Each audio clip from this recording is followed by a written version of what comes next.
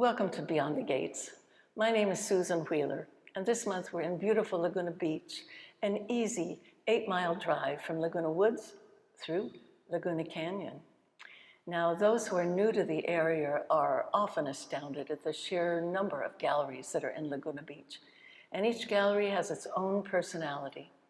But this abundance of art is no surprise when you look a bit further and understand the community that was founded on the bedrock of art. And who better to talk about that foundation and the spirit that continues than the Laguna Art Museum, which is where we are today. And I'm here speaking with Victoria Gerald, who is the Deputy Director of the Laguna Art Museum. Victoria, it's a pleasure having you with us today. Thanks for having me, Susan. And I have so many questions for you, but let's start with the early beginnings of the art colony in Laguna Beach. Sure. When did it start? Why did all these people come here? So it's really a fascinating story. You know, of course, we see the location today as beautiful and mesmerizing. Absolutely. And you can imagine how amazing it would be to view over 100 years ago when it wasn't as developed and we were surrounded by eucalyptus trees and it was really remote. So absolutely spectacular. Definitely. But how did people get here? How did they find it to begin with? Yeah, well, really in the, I would say close to the 1910s, but you know, early in the 1900s, artists started coming down to this area.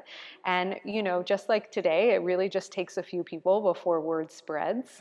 But the remoteness of getting down here was in part what made it so attractive. And also, you know, from an artistic perspective, the light that is here in this area was just so important and astonishing to some of these artists that, you know, they were really able to kind of stretch and develop new styles and practices. I've heard that before. People talk about the pink light that's so unique to that area. The landscape, the seascape, the canyons, but especially the pink light. What is that all about? Well, I think it's just a reflection of our geology here and the coastline in Laguna and also the canyon. You know, I didn't grow up in California, so I'm an East Coaster, and I remember working at the Bowers Museum and seeing all of our painters from Laguna and the paintings they produced of ocean and canyon scenes. And before I had been to the canyon, I thought, oh, okay, it's a landscape, whatever. But when you're driving through the canyon and you see that light, you can see just how masterfully artists capture that light that's unique to our landscape here, and it's really something special. Right, now driving through the canyon, seeing the pink light, but you know, to think, some of this was about 100 years ago. And were there cars driving through the canyon? So there weren't cars, but you know, just like the rest of the county, there were horse-drawn stagecoaches and that sort of thing. So it was quite a feat to get down here. So they would take a stagecoach through the canyon to get to Laguna Beach. Yes, and you know, it's really interesting because as the area grew and you know, became more of a tourist site, of course, other beach sites in the county didn't develop the same way Laguna did as a tourism mecca. So as that happened, and after World War I, there was an influx of monies that came in to build Pacific Coast Highway. So of course then it became more accessible, and the influence and the reach of the artists and the town expanded because now people from Los Angeles could more easily get down to Laguna. So that was bringing in all different kind of energy and tourism. And there's just a magic here that I imagine was always a drive. Of course, of course. Well, now, the actual artists, who were these people, and how many were here? I mean, in the late 1890s, early 1900s, there were like a dozen of them. It started with a small group, and you know, like I said, word kind of gets out and gets around, and it was this foundational group that really started to get the word out and put work out that reflected the landscape, and it just continued to grow. And like I said, the access was really a big factor because people would travel to get here. And you know, of course, Carmel is also an art colony, but again, there's just something about Laguna, and I think what's really interesting is that in 1918, you know, the artists that were here that became so passionate about this place developed an artists association, and that's the root of the museum, but the legacy of Laguna as well, that, you know, you think of Laguna Beach and you think of the museum and the galleries and the pageant, the theater, but all of that I think is possible in a way that it hasn't been in other art colonies because it was an artist-founded movement. Right. So there was a passion about working here and producing here and exhibiting here that just didn't exist elsewhere. And it brought not only artists, but poets and writers and different people in different interests. It was quite amazing. But then when the artists were all here in the early 1900s, around World War II, it was really quite a thriving art community. What I really love about the story is that from a very early point, the Artists Association was interested in fulfilling an educational component. So they weren't totally just self-motivated by opportunities to exhibit. So they started working with the local schools here in Laguna quite quickly. And I think a lot of the artists that were drawn here also were passionate about sharing their technique and teaching. So there is a history in Laguna as well that carried past World War II to art instruction as well. Carry on now. Definitely. And you know, a lot of people don't know that the Laguna College of Art and Design actually stemmed out of the Artists Association and the Festival of Arts. So education has always been a component. It was even a very financially successful artistic community up until the Great Depression. And I had heard that some of the paintings here were selling, you know, over $1,000, $500,000. And you think, you know, before the Depression, that was an astonishing amount of money that people would come here to find from LA or wherever they came from.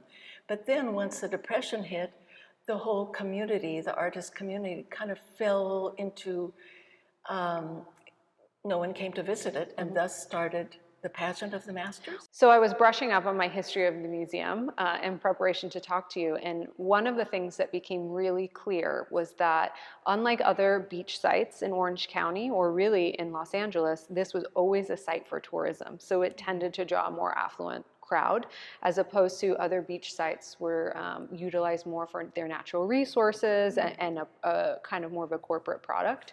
So in the Great Depression, the folks that lived here, most of them, these were their second homes, or they were a very wealthy type of person that was coming to stay in one of the hotels here.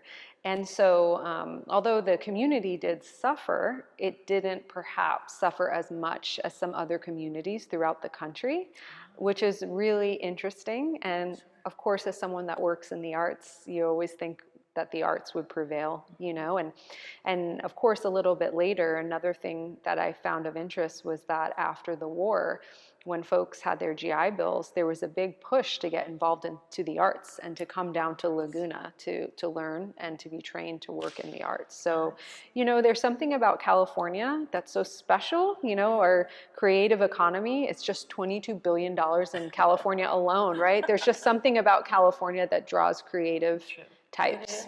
So from that, then the community was very actively involved after the Depression, and is that where the Festival of the Arts came from? So the Festival of the Arts actually sprung out directly out of the Laguna Beach Arts Association and was related to the work that the artists involved in the association were producing. And then, you know, things continued to grow, and the Festival of the Arts also supported the Arts Association financially for a very long time until that stopped. And today they do still have an active grant program that supports lots of institutions in town. But it's just a really interesting legacy that so much in this town, including the museum, sprang out of that art association. I see. And the art association really is what we call the museum. You know, the original location in 1918 and in the 1920s was not this building, but it was built here thereafter and continued to be renovated. And so I think it was sometime in the 1950s that the Art Association decided to become an official museum. I see. So, you know, it all happened thanks to those artists that really wanted to get together. Take on this. This is what I'd understood, that the artists here were so passionate about having people come to see their beautiful work and be part of this community, that after the Depression, they said, well, it was kind of like what can we do to get people here? We can have this show where, you know, you can dress up like Mona Lisa and and someone else here can be dressed up like Blue Boy, and we'll pretend we have a little play, and we'll sit here very still. We could even do a Last Supper.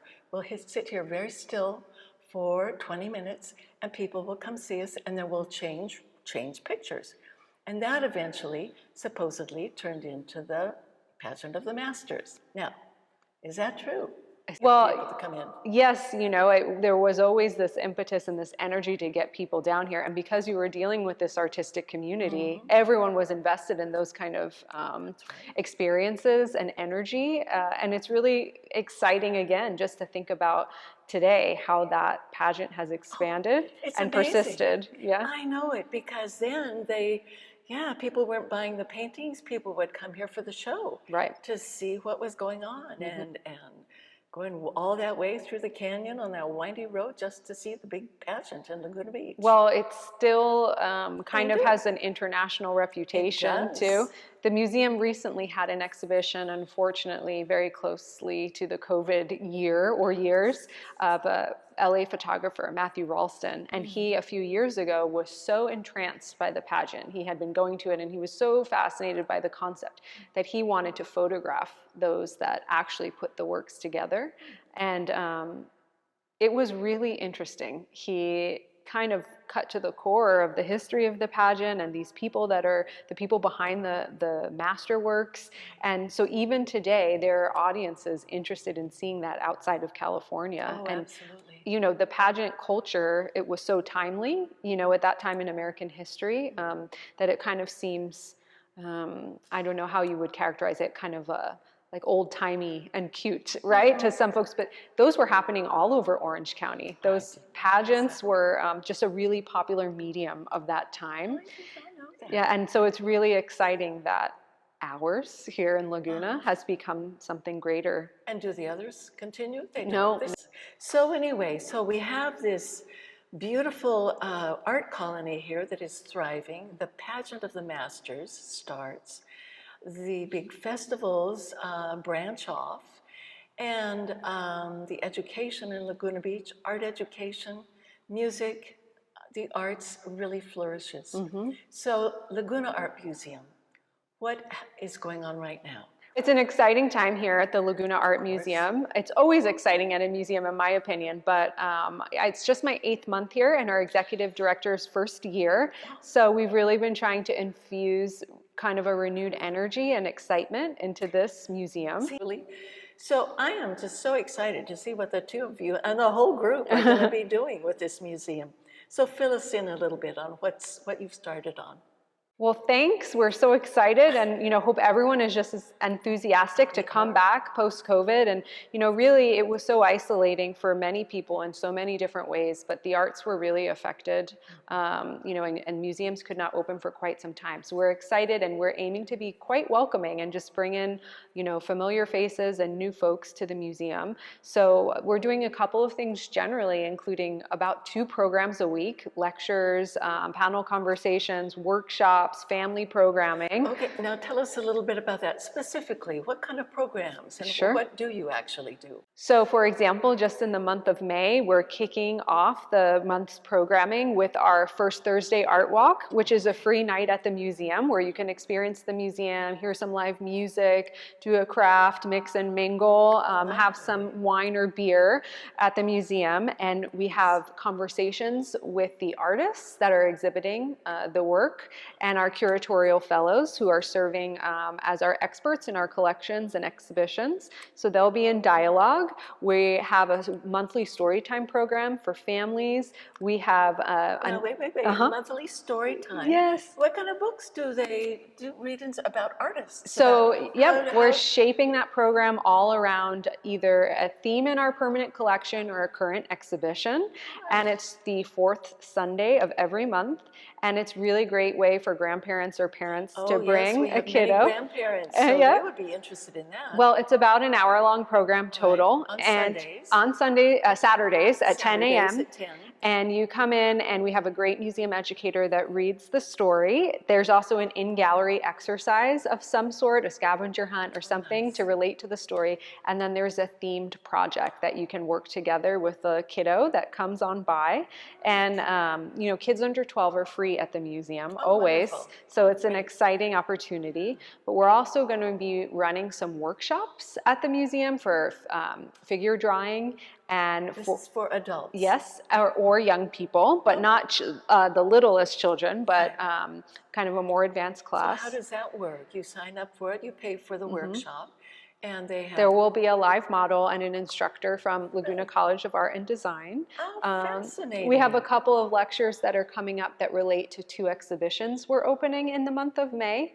One, yeah, it's exciting to share. One is the work of an artist who died in the 60s, Francis Dearderly, and he was an immigrant to the US from Eastern Europe. And his work in LA, even though he was classically trained in Europe, his work in LA really focused on depicting people that weren't traditionally portrayed in portraits and fine art, so immigrants and lower class folks. And it's very figurative and very emotive. So we're going to be opening that on May 14th. And the curator of that exhibition will be giving a lecture to the public about that artist and the interpretation in the exhibition on May 15th. And that exhibition is accompanied by a publication, which is very exciting. Later in the month, we're opening the exhibition called The LCAT Effect, which is the graduating Masters of Fine Arts students at Laguna College of Art and Design will be exhibiting in our galleries, and they're going to be presenting panel conversations about, you know, what their experience as an artist is like, an emerging artist. They're going to be doing walkthroughs of the gallery and the exhibition. They're going to be doing workshops. Each of them practices a little bit differently than the others. So there's going to be, you know, kind of figure and face drawing workshops, plein air workshops. So how, in these workshops, the workshop would be a one-time thing where you would go there for 3 hours, possibly, or something like that. You would pay to attend. All ages. You don't need to have much background, much experience, but they will just teach you how to draw. And I believe May is an Impressionism talk. Oh, people would love that. Yes. Okay, got it, folks. Impressionism talk in May. I think they would like that. And you still have your docent program. Yes. You have a wonderful docent program. Can you tell us what docents really are? So docents are really what I call the best museum ambassadors. And our docents come in shifts almost every day and are available to speak to patrons about the exhibitions they're seeing, what's happening at the museum, all kinds of matters about the museum. And we also do book tours. So we either have tours for school groups or summer camps or that sort of thing that are experiences led by docents that are coupled with an art project with our museum educators, or we book private adult group tours. So groups of adults want to come and have a docent-led experience in the gallery. Really, groups of all ages can do this. So the docents then lead a 1-hour tour throughout the museum that kind of share highlights. Right.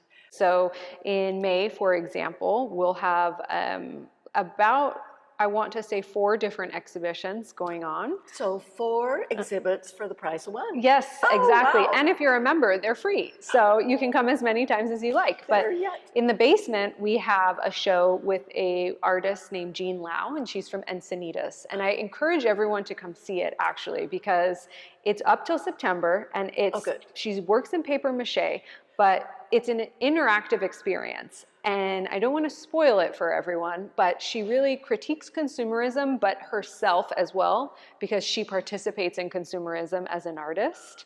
And there's loads of interactive experiences. Well, walking into the basement, I wasn't ready for what I was seeing. At first I thought it was an Andy Warhol exhibit, you know, with the Campbell soup cans or something like that, and then realized there are several galleries down there that are very commercial, all paper mache, great sense of humor, beautifully done, and just fascinating to look at. A paper mache, a giant baby grand piano that is full of chips and beer, and it's just witty, it's fun, it's amazing to think one artist would do all of this. and that it's going to be here for a while. Yes. It's the best news of all. So I do hope our residents will come and take a look at that too. In the basement here. Yes. It's great. So we also are exhibiting the sculptural work of a local artist, Gerald Basil Stripling. And he'll be for how long? He will be here through June. Oh, good. And he has a lot of public art installations in town. And so people might be familiar with him, but he has not really yet exhibited the work that is intended to be displayed indoors. Oh. So it's an exciting exploration. Well, I was noticing that, how it is a very unusual exhibit. And speaking of public art in Laguna Beach, that is in a class all by itself, because I understand there is probably more public art in this city than almost any other cities around. So we have two other exhibitions too. One is the Francis Dearderly exhibition that I mentioned that opens May 14th. And the Laguna College of Art and Design exhibition is May 21st. And there will be a change out starting in October. We'll be exhibiting the work of a photographer. I don't want to say too much since we haven't advertised it yet, but a photographer that was really influential in Laguna Beach, who was also a Hollywood type. And that's when the films and such will come back. Oh, will that come back? Oh, it sounds fascinating. So you're going to have films, music, and photography, more, because our Art and Nature celebration is the 10th year. And so this year we're hoping to have an indoor presentation of Art and Nature and outdoor and make it bigger than before. Victoria, I thank you so much for spending this time with us to fill us in. We will absolutely be back to check out these many things you have going on. And thank you again. Thanks for having me. I hope you all have enjoyed this mini tour of art in Laguna Beach. And after this, I plan to take a quick walk down over Heisler Park to look at that beautiful view. Well, I just had a wonderful walk through Heisler Park from Laguna Art Museum, headed down here to Forest Avenue, and I'm now at Brussels Bistro, right on Forest Avenue, number 222, and I am sitting here with co-owner Thomas Craig, who is going to fill us in on this very unique and very special restaurant. What is your focus here of food and what you do? What I do? I try to share the culture from Belgium. Hey, what is the culture from Belgium for me? You have a lot of French restaurants, but the Belgian food is like similar to the French, but with less pretentious.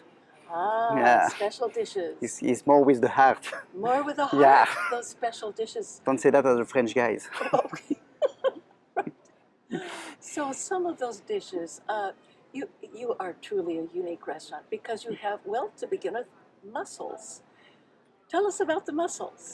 The mussels and fries is really a classic in Belgium, and I try to, because I love the mussels, and I try to share that with the American people. Absolutely. And I'm really happy because we're working with the farm in Seattle.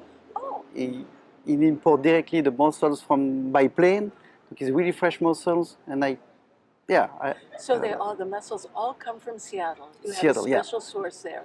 Exactly. But then when the mussels get here, you have maybe 8 different kinds of dishes with mussels in them. Right? You have a different flavor of mussels. Different flavors of mussels. The mussels are all the same, but The mussel is the same, and just I change few ingredients, right. but with the cocoa, with the cream, of the curry. Oh yes. Oh, curried mussels. That's. But the new. most important is the mussels, because is the juice of the mussels to get the flavor. Right, right. And you have the basic dish. Well, what is your most popular mussel dish? Probably the most popular mussels is the marinière. Marinière. It's just a white wine, fresh garlic, butter, and that's it. And that's it. I was here the other day, and someone had it was a 2-pound container of mussel. It looked fabulous, but it was full of vegetables, tomatoes, and spinach maybe, and it looked so interesting. Probably this one is the Provençal. Provençal. It's like with tomato, pastis. Pastis is the liquor from Marseille. Right. And basil. Right. And That must have been it. But they all look wonderful, very creative. Now, to go with the mussels, you have your fabulous French fries. Belgian fries. Belgian fries, of course. And you also have this wonderful, I will not call it French bread, Belgian bread that you make here. Do you make the bread? No, that's here? I working with the baker. Oh, He the did baker the breads can for make us. that special Yeah. bread. Yeah. It's always so hot and fresh and wonderful. But you have a number of other very unusual dishes as well. Could you tell us about a few of those? I try to use the specialty from Belgium to to to to have something like a classic you can find in a brasserie in Belgium, like cheese croquette, like an Oh, appetizer. yes. Uh-huh. It's like a bechamel with croquette. parmesan Yes. and Gruyere cheese, Lovely. and it's dipped in the breadcrumbs, and yeah, that is croquette au fromage when you see that. Okay. Well, it was so good. Now, I understand you have a wonderful happy hour here every day, too.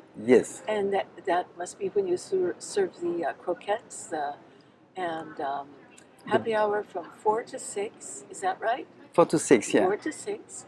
And you have some lovely wines and a small selection of appetizers. And in a lot of beer menu too, with a that's- lot the beer from Belgium. Let's talk about the beer for a minute here.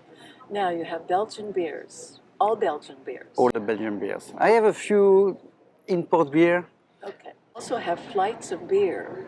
Is that what you call it? A Flight of beer, yeah. You have Where you get- I have 8 different beer on the tap, and you can choose 4, and you have like a taste of the beer of your choice. Oh, that's wonderful. Yeah. And your best-selling beer or most popular beer? The best beer probably is the Trappist. Like it's the beer made by the monk, the real monk The in Trappist Belgium. monk Yeah, beer, made by the monks in Belgium.